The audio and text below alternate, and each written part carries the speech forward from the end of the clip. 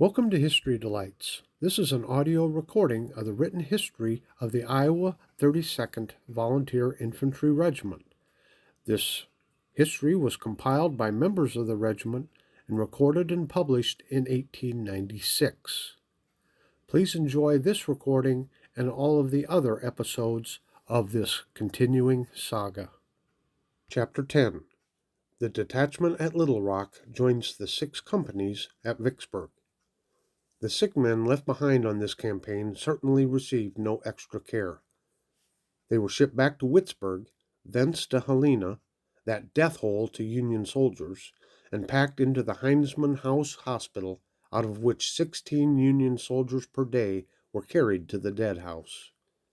Then all who could be moved were again sent around by boat to Clarendon on White River, where they were placed in an old shell of a building that had loose boards for a floor and neither doors nor windows. A camp kettle full of hardtack and another full of coffee twice a day was furnished these sick men. If a man had a tin cup, or could borrow one, he could get some hardtack and coffee. The sick helped each other as well as they could, but such was the only food furnished men too sick and weak to walk.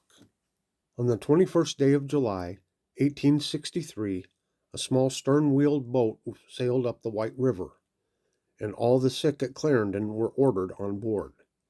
It was a scorching hot July for Arkansas, and there was not a place on that boat, from the boiler deck to the hurricane deck, where men could be laid, but was occupied by sick men, except the ladies' cabin, which was occupied by officers. Sick and dying men were laid on the hurricane deck of that boat in the broiling sun. The officers in charge appeared to do and care nothing for the sick men. On the run of about 4 hours from Clarendon to Duval's Bluffs, 26 men died. One of them was Corporal Carter of Company G, 32nd Iowa. At Duval's Bluffs, a number of our detachment were sick, but a pompous puppet on General Steele's staff ordered that they should receive no rations because they had no officer to draw them, and therefore issued about 16 red tape orders before the sick men could get rations or sanitary stores. The command was only a mile away. Those who were ablest to walk helped the weaker, and thus reached the command. Several men died on reaching Brownsville. To all who had sufficient vitality left, Little Rock proved a healthy place. In October we moved to Benton, a small town 25 miles southwest of Little Rock. Our stay here was one of our best times. The timber was all pine, and the water good and healthy. The detachment made several excursions into the country, one being down towards the Washita, in which we captured a young officer from Bragg's army. He was then sanguine of their success. The night of November 21st was a beautiful night. Surely I never saw a more lovely night in southern clime, and quite a number of the boys concluded that they must have a general wash-up.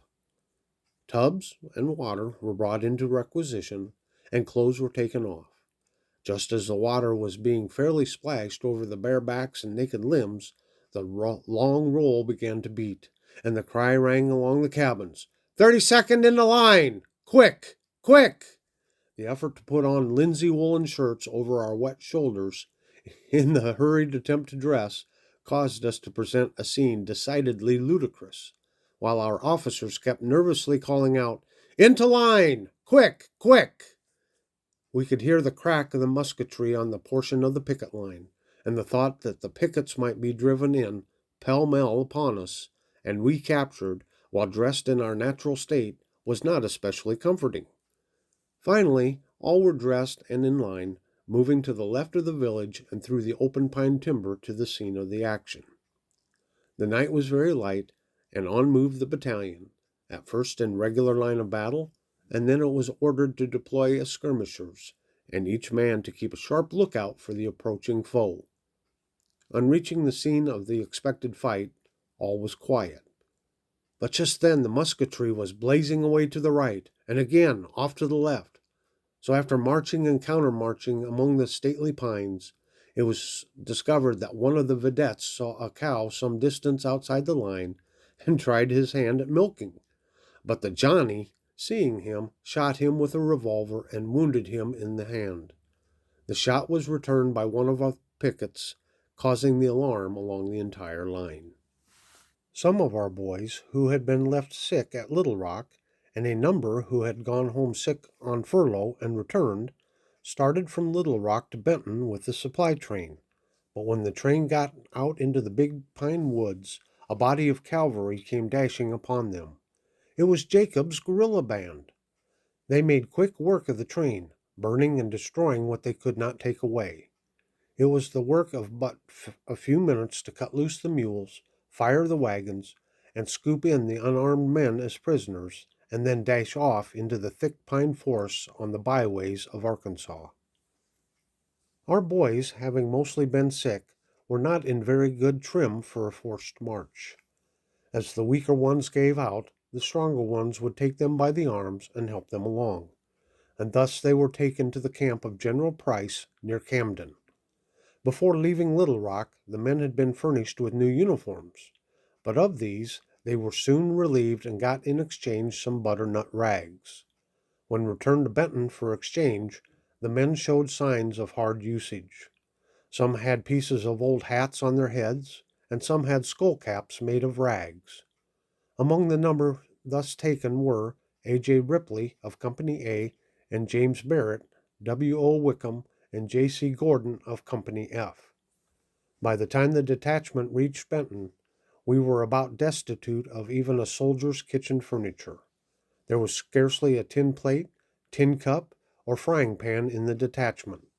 Camp kettles were gone, and even our hardtack did not come. Just then came the order, "No foraging." And did you ever know a hungry soldier to disobey such an order? Well, we got some corn, and we did jayhawk an old sawmill down on a branch of the Saline River. It had a little pair of millstones. We ground our corn, got Dutch ovens, made pone, got pumpkins and squashes, and occasionally had a pumpkin pie. We got axes and cut down the nice pine trees, made houses, and from old deserted buildings got lumber and brick, roofed our houses and made fireplaces, and with the red mud and pine sticks made chimneys, made bunks, seats, and tables, and out of the corn husks made beds. Each company had 2 houses, 15 by 22, and a kitchen besides, and altogether, as soldiers, we were having a good time. Our officers had their quarters in a large frame house occupied by a man named Moore. It was in a grove, a little above and just overlooking our camp. It was built up on blocks high enough for chickens to roost and pigs to sleep under. After the boys had their houses all completed, they went to work and nicely policed the street in front of the row. The sun was sinking in the west behind the tall and shading pines when the boys got it completed, and they had it all nicely smoothed and leveled as with a roller. Just then Adjutant Carpenter came walking down the nicely clean street with the order, "Pack up, boys, pack up, and be ready to march tomorrow morning at 4 o'clock." It was the 23rd of December. In the morning a light snow was on the ground. In a few hours the snow was melted. The roads were muddy and slippery, and the march to Little Rock was by no means an easy one. We camped in the pine woods near the city. A wedge tent was furnished to 4 men, just enough for them to lie under, with head and feet both unprotected. In a few days, the weather became intensely cold for that latitude. The Arkansas River froze over solid enough for cavalrymen to cross on the ice. On a pond near camp, ice froze 3½ inches thick in one night. The last day of 1863 and New Year's 1864 were said by old settlers to have been the coldest known there for 30 years. The thermometer went down to 10 degrees below zero. The officers, in their walled tents with sheet iron stoves, could make themselves comfortable. The men, although they built up pens of pine poles and hoisted their tents on top for covering, could not but suffer.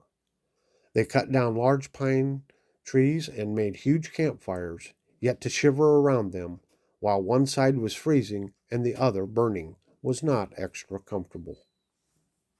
From January 30th until February 9th, 1864, we were on the route by boat to Vicksburg, and on the 11th camped near that city. On the 17th, we removed to Black River, 14 miles out, and on March 4th, again removed to a camp near the city, where we joined the 6 companies of the regiment that had just returned from the expedition to Meridian under Sherman. We returned to the regiment, but not all, for our pathway from Cape Girardeau, by way of Bloomfield, Helena, Clarendon, Duval's Bluffs, Brownsville, Little Rock, and the pine forests of Arkansas, was lined with the graves of our dead.